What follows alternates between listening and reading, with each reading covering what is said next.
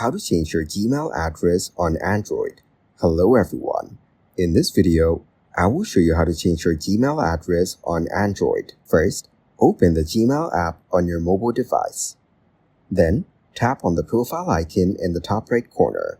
Then select the account you want to change. Next, tap on the profile icon again in the top right corner. Then choose Manage your Google account. Now, tap on Personal Info and scroll down to find the email section. Tap on Email, then select Contact Email.